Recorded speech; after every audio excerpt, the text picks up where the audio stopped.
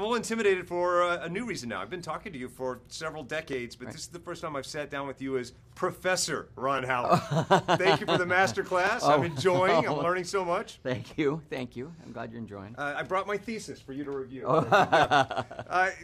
I'm just going to give you an A right now. Oh, you were? Yeah, there you go. Bing. That's how easy I am as a prof. Do I need to shut up and exit now to keep that A, or can we keep going? Well, how do you like the movie? I was going to give it an A. Okay. A okay. plus.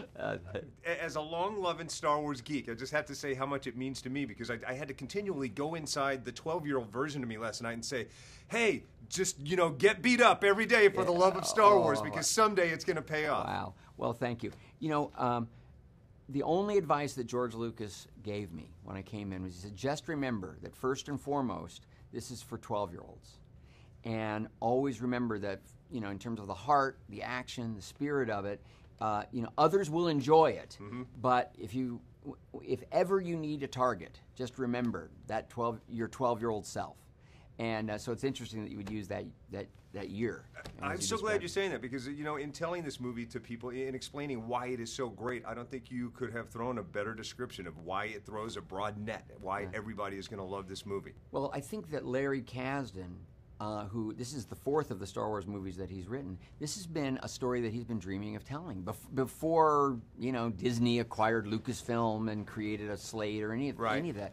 So, he understood that the story of young Han Solo was something that really could satisfy fans. And he and his son John, who wrote the screenplay, also understood how to surprise fans with that journey.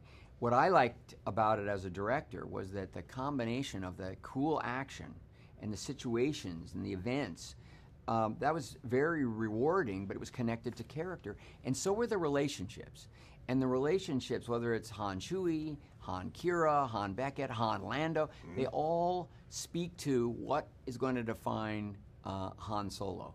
Absolutely. And that was very interesting and fun for the cast to work with, and for me too.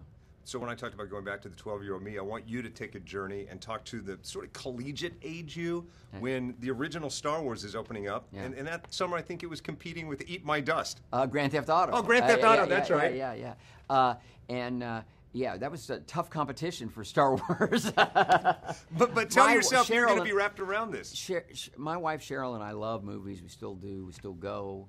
And it's always been our date, our thing. And we went that weekend. And of course, I'd been directed by George Lucas and knew George, but I hadn't read the Star Wars script. Knew a little something about it. And we went opening weekend, Saturday. Went to a 10 o'clock show so we could get in. And in those days, long lines for movies. Went to the Chinese theater. So blown away by this movie, both of us, that we got out, left. There were two more lines. We knew they were going to be 2-hour lines to get in again. And I just said, "You want to see it again, babe?" And she said, "Yeah." We got in another line, stood 2 hours, and saw it again, and were blown away again. I mean, he just changed movies in a lot of ways with that film. ABC 10 presents Extra Butter with Mark S. Allen.